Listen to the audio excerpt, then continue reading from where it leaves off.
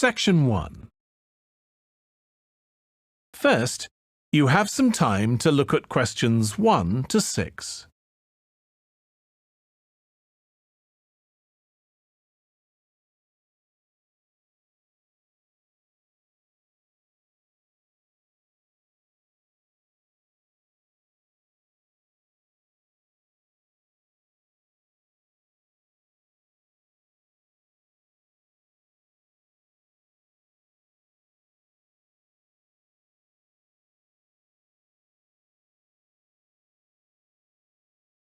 Hello, I'm Jo from Health Services, and I'm pleased to be here talking to you today. You've come here today to learn more about gaining confidence and setting goals. How many of you are truly positive thinkers? Positive thinking is the key to confidence. It doesn't matter whether you are playing a sports match, facing an interview, or preparing for an exam. If you apply positive thinking, you will gain confidence. This is the secret. Positive thought patterns. Positivity leads to confidence, which, in turn, will optimize your performance. What is the one simple mental strategy that all confident people have in common? They concentrate on success. But don't they ever fail? Don't they make mistakes? What happens when things go wrong? The crucial difference is that they don't dwell on failure. Everybody makes mistakes. How else do we learn? Rather than giving up or becoming depressed, the best strategy is to register the mistake, note what went wrong, and determine what would have been a better way to act or what could have been done differently in order to achieve a more successful outcome. Then move on. Yes, erase the negative emotions. Allow those memories of defeat, frustration, or dissatisfaction to fade and move forward. Negativity erodes confidence. You need to put aside your disappointments and focus on successful outcomes. Oh, it's not that easy, I can hear you saying. Well, no, it's not easy to forget failure, but no one ever fails completely. So congratulate yourself on the areas where you did do well. Mentally replay the best bits, even if they're only a small part. Now, there are 2 more things you need to do. Firstly, rehearsal. Yes, you heard me. Rehearsal. Surely only actors in a play need to rehearse their parts? No, the truth is, we all need to rehearse. This is a surefire way to build confidence. Before the match, presentation, the exam, or whatever, imagine yourself performing successfully in that particular situation. And here's the second tip. Look confident. That will always give you an extra physiological advantage. So you can see that mind and body work together on this. You have to think and act positively. Let's talk a bit more about how to look confident. If you have to overcome a challenge, get rid of that anxious expression and rigid posture, those downcast eyes and nervous gestures. Even if you don't feel very self-assured, you can still give the appearance of confidence. Stand tall, hold your head up, make full eye contact, and keep an open expression. Replace the frown with a smile if you can manage it. And those hunched shoulders? Relax those shoulder muscles. If you need to, take a deep breath and stretch to release pent-up anxiety and tension. What if you have to make a difficult phone call, for example? Nobody can actually see you, so does it matter what you look like? Yes, it does. Practicing positive body language will help you cross the threshold into a confident mood. Before we move on to talk about goal setting, it may surprise you to know that once you have set a goal in life, the brain responds with a burst of activity, which we experience as, that's right, happiness. And what happens when the goal is achieved? Yes, there is another burst of activity and another feeling of happiness. Before you hear the rest of the conversation, you have some time to look at questions 7 to 10.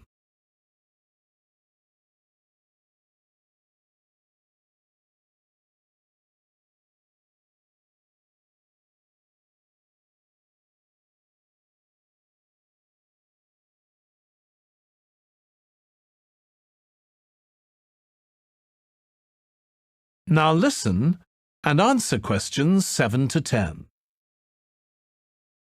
Good morning, tax office. How can I help you?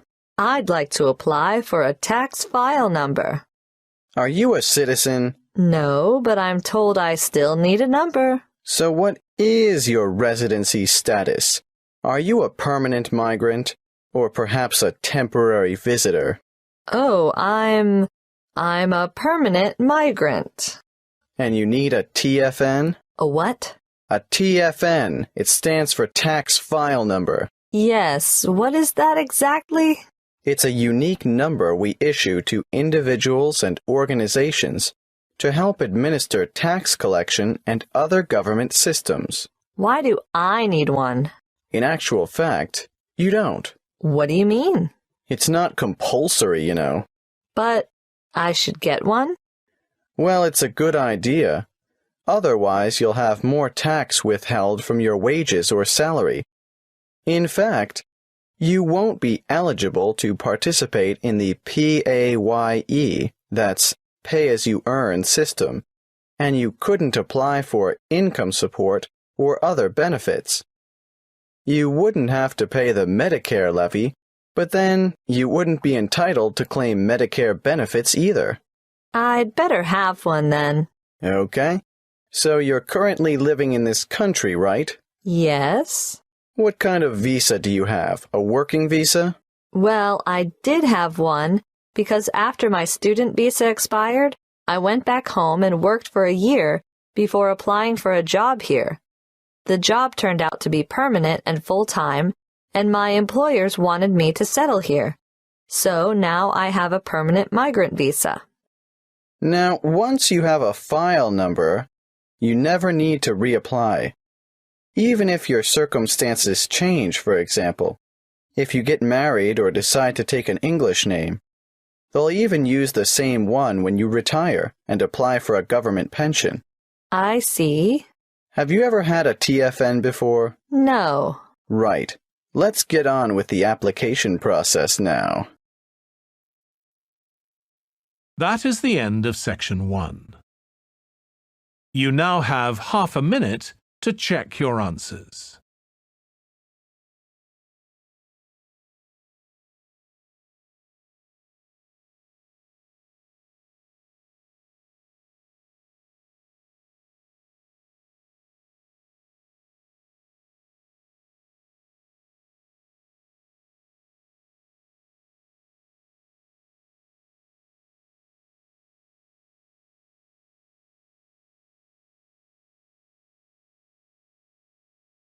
Now turn to section 2.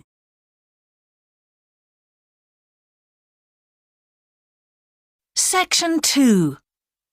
First, you have some time to look at questions 11 to 13.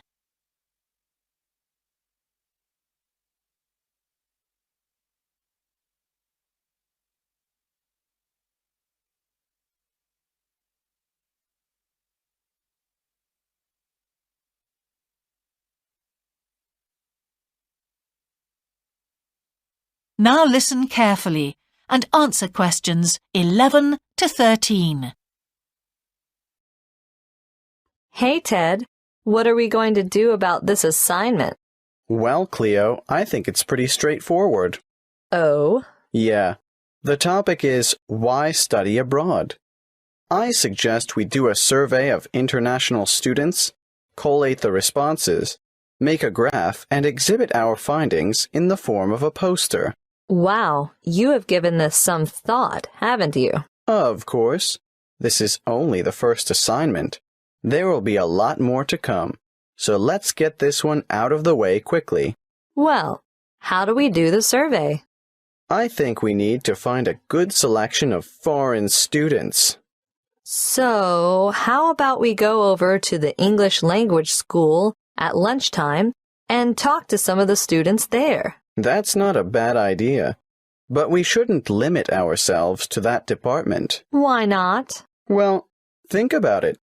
They'll all give the same reason, to learn English. Of course, you're right. Well, one of us could cover the language school, and the other could go around the business school. Yes, I know there are a lot of internationals there, too. But I think a random sample from foreign students on campus might give us a better range of answers. What are we going to ask them? Why are you studying abroad? An open question like that could mean we get hundreds of different responses. It would be better if we made up, say, 10 reasons and asked each respondent to place them in order of importance. You're right. That would certainly make collation easier. Any ideas about what these 10 reasons might be? Sure. I've got enough foreign friends to know quite a lot about what motivates them. Oh.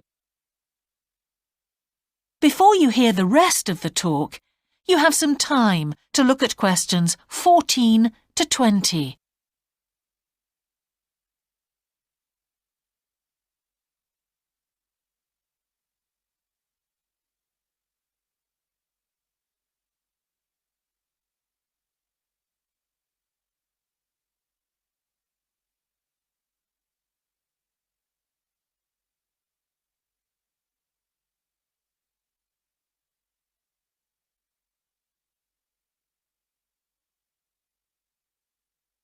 Now listen and answer questions 14 to 20. Hi, Grant.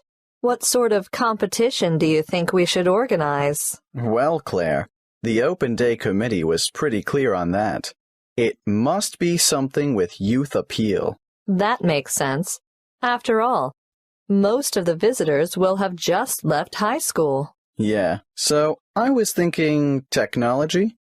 Do you mean something which uses the latest technology, like an iPod? Something like that, but a bit more expensive maybe. What about the latest iPhone? I'm saving up for one right now. Let's make it an iPad. I wish I'd had a tablet computer when I started university. Yeah, that's a great idea. That should get a lot of our younger visitors interested. Right. Let's go with that then. Fine. We could go into town now and buy it. I saw great deals advertised at the Rick Smith store. Oh, I don't think we'll have to worry about that. A university purchase order will probably be arranged through the Resources and Supplies section. Well, that's settled then. What about the competition? Is it going to be a game of skill or a guessing game or something else?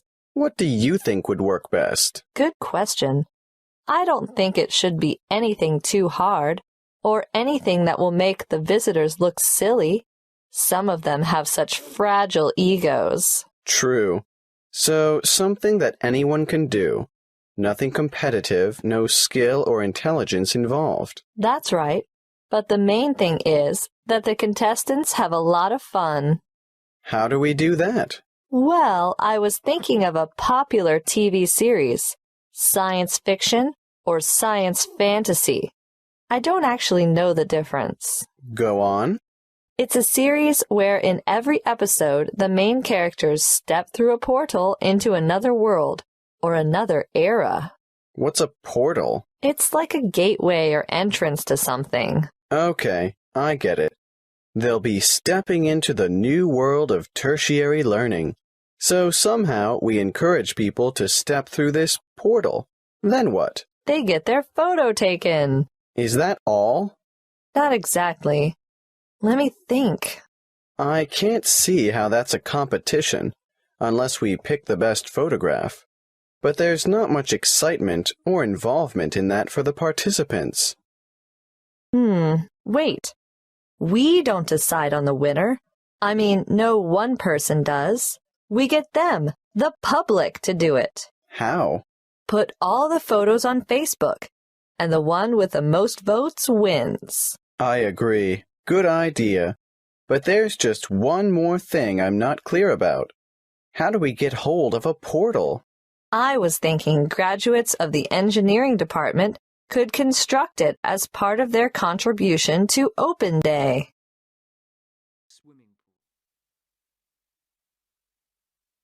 That is the end of section 2. You now have half a minute to check your answers.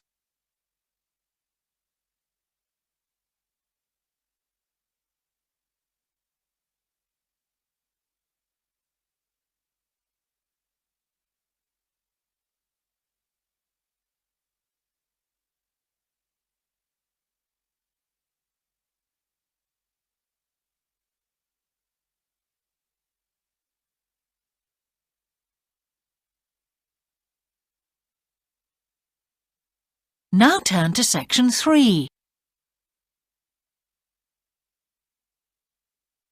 Section 3. First, you have some time to look at questions 21 to 26.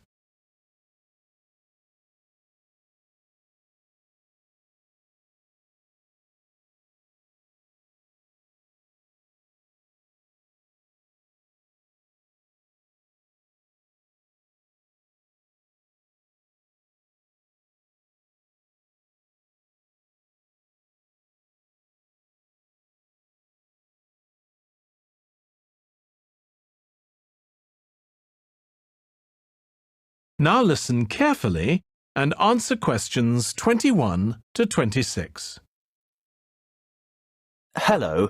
I'm glad so many of you have turned out to hear what I have to say today about the British Isles, that area of the Eastern Atlantic that we Americans find so confusing. I'm afraid just looking at a map or a page in the atlas doesn't necessarily explain the geographic terminology. In referring to the British Isles, a word of apology for those of you of Irish descent, that is, those whose ancestors come from Eire, the Republic of Ireland. No matter how geographically accurate the place names that I use today are, some of you will be understandably upset to be included in anything termed British. I have a very useful image that might help you differentiate between the various labels that distinguish the political and geographic reality of the so-called British Isles. I want to show you a Venn diagram, which is a mathematical illustration that shows all the possible relationships between sets. Look at this Venn diagram, and you will see that the geographical terminology is in bold, while the political terms are in italics. See here the British Isles in bold and the British Islands in italics. The aim of this lecture is to explain the meanings of and relationships among those terms. In geographical terms, you will see that the British Isles is an archipelago made up of the two large islands of Great Britain and Ireland, and including many smaller surrounding islands. Of course, you can't tell from the Venn diagram the true comparative size of these islands. You'll need to look at the map for that. But take my word for it, Great Britain is the largest island of the archipelago, followed by Ireland, which in reality, geographically, lies to the west, and there are over 1,000 smaller islands. Now, in political terms, the United Kingdom of Great Britain and Northern Ireland is the constitutional monarchy, which includes the island of Great Britain, some small nearby islands, although not the Isle of Man or the Channel Islands, and the northeastern part of the island of Ireland. Thank goodness it is generally shortened to United Kingdom, the UK, Great Britain, or even the abbreviation GB, although none of these are strictly correct, of course. You'd better listen carefully to the next part, because, I warn you, it is very confusing. Ireland is the name of the sovereign republic occupying the larger part of the island of Ireland. But to distinguish it from the name of the island itself, and most importantly from the other part, which belongs to the UK, It is called the Republic of Ireland, or its Irish language name, Eire. That's E-I-R-E, even though Eire directly translates as Ireland. The smaller portion of the island is called Northern Ireland. The partition of Ireland took place in 1922, after a great history of struggle that we won't go into here. England, Scotland, Wales and Northern Ireland are legal jurisdictions within the United Kingdom, but Great Britain refers to the countries of England, Wales and Scotland as a unit. The British Islands contain the United Kingdom, the Channel Islands, made up of Guernsey and Jersey, and Isle of Man, which all have the British monarch as head of state. Interestingly, the Isle of Man, although governed as a British Crown dependency, has its own parliament, but relies on the UK for defence and in matters of external relations. Before you hear the rest of the discussion, you have some time to look at questions 27 to 30.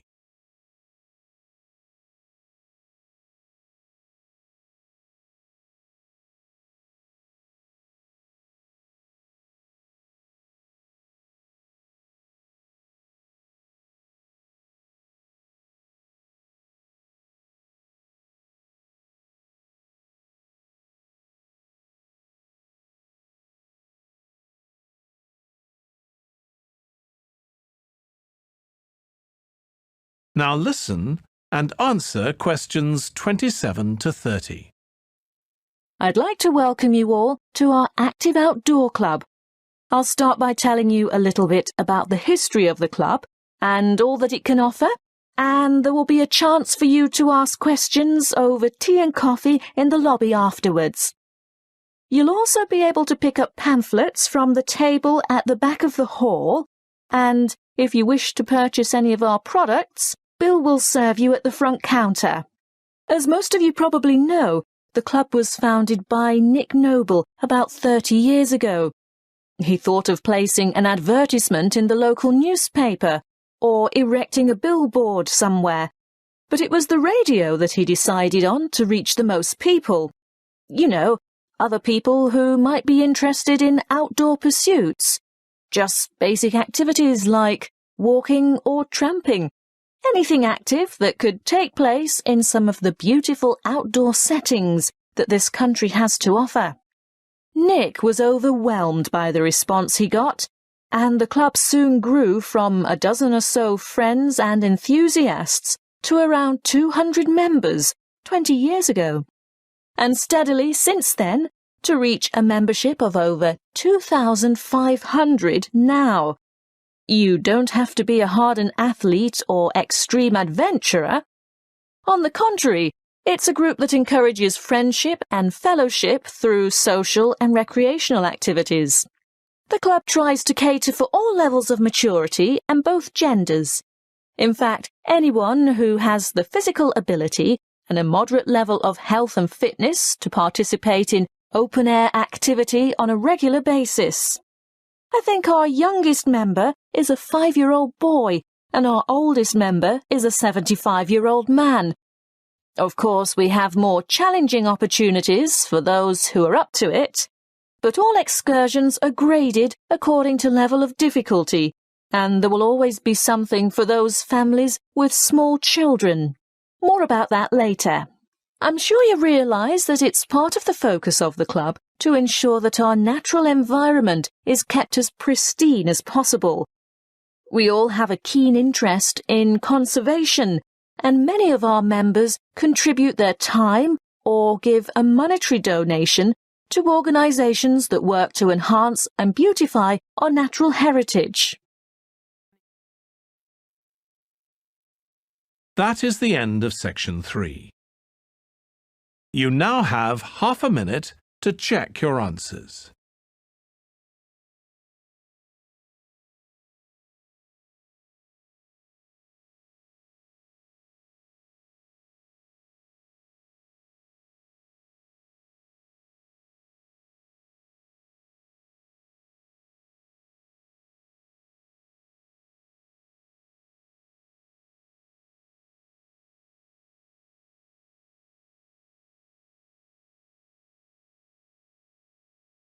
Now turn to Section 4.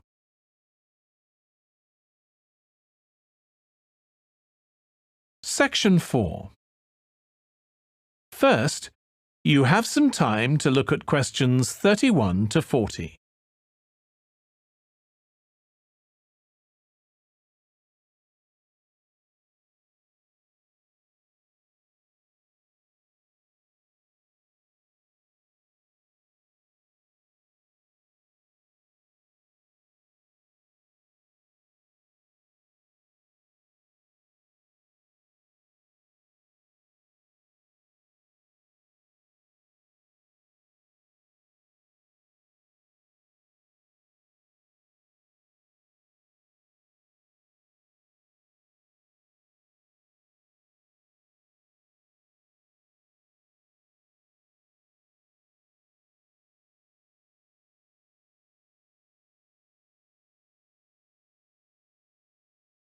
Now listen carefully and answer questions 31 to 40. I'm very glad that the two of you decided to pursue this research topic, because I think it's not only much needed, but very relevant to current psychological concerns about addiction issues in young people. Now, tell me, how did you get started? Well, we looked around for problems, or perceived problems, that teenagers in general might encounter, and we came up with the extremely popular phenomenon of instant messaging and the implications that the use or overuse of this form of communication might have on teen behaviour. Then we decided to propose the concept of instant messaging addiction. By the way, do you mind if we abbreviate instant messaging to IM in our discussion? Not at all. But before you go any further, tell me something about the demographic sample you used. We chose a random sample of teenagers from Jiangsu province, from a typical public middle school, and we considered this group to be representative of teenagers in urban China. We distributed 500 questionnaires and 450 were returned. The sample group was on average aged between 14 and 15 years. Internet addiction, or technological addiction as it's sometimes called, has been studied many times before. What makes your research different? Well, previous studies indicated that internet-dependent students are more likely to use instant communication, but we wanted to find out primarily whether IM addiction actually exists, and if so, what the symptoms are. And secondly, we wanted to know whether IM addiction could be predicted. And finally, whether addiction has an impact on academic performance. Quite a large undertaking. Tell me, what IM addiction symptoms did you identify among teenagers in your sample? We found 4 major IM addiction symptoms, which are remarkably similar to the symptoms used to identify substance dependence. Although here we're looking at behavioural addiction, not chemical addiction to drugs, alcohol, or the like. Yes, loss of control was a significant factor, which indicates that the addicts had less self-discipline. They could not control the amount of time they spent on IM, and they neglected their schoolwork, as well as other responsibilities or obligations they might have. Obviously, academic performance was adversely affected. I'm sure that led to a lot of complaints from family and friends, not to mention teachers. Yes, of course. Another symptom was, as you would expect, a preoccupation with instant messaging. They would be annoyed if interrupted when chatting online, and they would feel depressed and moody when they couldn't. They would go without sleep in order to chat, and when they were offline, they would still be thinking about online chatting. As in chemical addiction, they would need to increase the dose, in this case of IM time, to get satisfaction. That sounds quite disturbing. Yes, and as you can imagine, loss of relationships due to overuse of IM was a factor too. The addicted teenagers would rather chat online than go out with friends or spend time with family. which jeopardized their social relationships and their educational opportunities. The fourth addictive factor we found was escape. These teenagers used IM as a form of escape from reality and responsibilities.